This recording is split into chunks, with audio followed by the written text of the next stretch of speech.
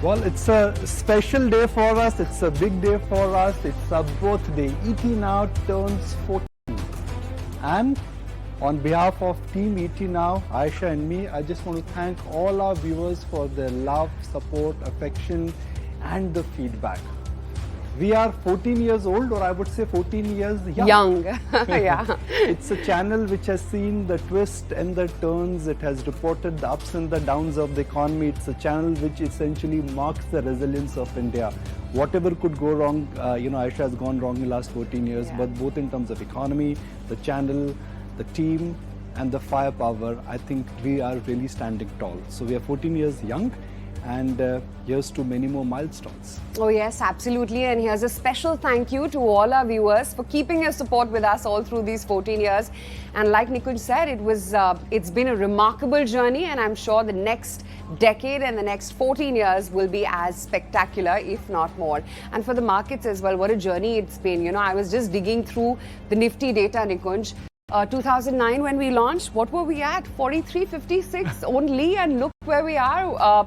We're scaling new highs by every given time, 18,000 already, and I'm not going to be surprised if in the next 14 years, or in fact even way before that, the Sensex will hit the 1 lakh mark as well. Yeah, 14 years actually Nifty could move closer to 1 lakh. Yeah, so who knows? Yeah. I mean, who knows how things would move? I mean, 15 years is a long time, but yeah, a little bit of nostalgia. 14 years ago when we started, what was the market? What was the Nifty level? What was the crude? And that's how things are really panning out. Look at the journey of ET now. Yeah. Look at where markets are. Look at the price of crude, the size of the economy, the corporate profitability. Everything seems to be indicating that all you have to do is be with ET now, because India is rising. And the best way to participate in this Rise with India story is to be with us. We will help you take the right decisions. We will guide you when the going gets tough. We'll get you opinions which matter to you, and we are committed to really help you take the right financial decision. I've always said this, Ayesha, there's always a bull market on somewhere in the world. Yeah. At ET now, our job is to help our viewers identify where that bull market is. Oh yeah, absolutely. We've championed the cause of rising along with India. And if we can just scale back to the graph that we were showing as to where things were back in 2009 to where we are currently. Look at the Nifty, like we were pointing at, from 43.56 levels in June 17, 2009 to now 18,000, almost 800. India's GDP as well, Nikunj, and we've nearly moved 3x, actually almost 4x there. The per capita income as well has doubled in the last 14 years. And yeah, like I said, we've been rising with India. And India is rising and shining in any case. And look at the crude, gold, as well as the dollar mark as well. Exactly. Now, as members of press, we'll have to find the fault line. Yeah. So while everything is looking good, the fault line here is per capita income. The per capita income in India is about 2,000. And that's nowhere close to where it should be given the size of the economy. We are more than $3 trillion, nearing to be $4 trillion. 2,000, just north of the 2,000. largest population in the world. Exactly. Yeah. Now that's largely because of your base. The per capita income looks different, but I guess that's, if you really have to be a genuine, true, global $5 trillion economy very soon, you cannot have a K-shaped economy. Yeah. You cannot have top of the pyramid which is consuming everything. So if you frankly ask me that what really has been the missing mark for us, somewhere it is the per capita income. But in terms of the entrepreneurship engine, in terms of the companies which are getting created, in terms of the facts, in terms of where the stock market is, forget the Nifty level. Look at the SIPs.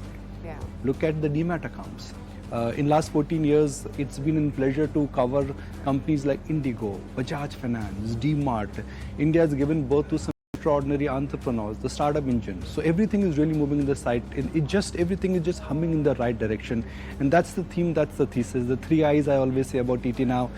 Number 1 is integrity, which is paramount for us. Number 2 is innovation, which we keep on doing every day. And number 3 is intelligence, which thanks to, our knowledge, experts and opinion makers, we try and blend that together. Yep, and it's going to be no different today as well, but I'll showcase our star lineup in just a bit. But I'm just wondering about, Nikunj, as you look ahead to the next 14 years, what perhaps could be the growth catalyst? And to my mind, I mean, it's got to be digital transformation. It's got to be the booming startup universe. Yes, sure enough, they've not been such a success story in the stock market, sort of the bubble burst too soon. But that's where the growth engine has to come from. The India stack. I mean, we are underestimating the India stack, whether it is Aadhaar or whether it is UPI, and That then also, you blending yes. up with Geo. So the economy is going towards digital. The penetration is going to ensure that productivity and the digital end of the economy just unleashes a different kind of brain power and different kind of an animal spirit. So I think that's boom number one. Startup boom in the ecosystem. I think that's evident, and you are actually seeing evidence of that. And I guess somewhere markets are underestimating two things. Number one, manufacturing. Look at the PLI schemes. Look at what's happening to India, whether it is China +1. I guess the manufacturing engine in the world of the supply chain has shifted, and I think that's real. And then what has been India's biggest concern? Energy. Yeah. Energy transition. I mean, we are a hydrocarbon deficit country, but a sunlight abundant country. I guess that's where I think the change is happening. Whether it is the Tatas or whether it is the Adanis or whether it is the Reliance, the energy transition for me, I think is going to be the biggest productivity booster for India. What digital did to India in terms of connectivity, in terms of getting the India stack ready, I guess India will only be future ready if there is a smooth migration towards manufacturing. No economy in the world can become a large $5 billion economy without a contribution coming from manufacturing and without securing the energy needs. Two variable factors which will decide whether we gallop towards 5 trillion or whether we crawl towards 5 trillion. Yeah, absolutely. In fact, I think the first point, the fact that India should be manufacturing for the world, the journey's already begun. Let's see where it goes and hope we gallop up to that. But before I hand it back to the studio, here's our star lineup today. You've got to tune in and stay with us at 80 now. We've got the who's who covered from you, the markets, the economy, and of course, corporate India as well. We've got Sameer Arora joining in shortly. You will also have Atul Suri joining to give you a perspective on where the charts are headed. We've got Manish Chokhani, Vallabh Bansali, Shankar Sharma, Vijay K. India, Purinju Veliath, all of them joining in. And of course, view from the startup universe, we've got Sanjeev Bikhchandani as well as Rajan Anandan as well, and a whole host of corporate voices. You'll see the head honchos from Interglobe Aviation, from Tata Power, Tata Consumer. An exciting day ahead. And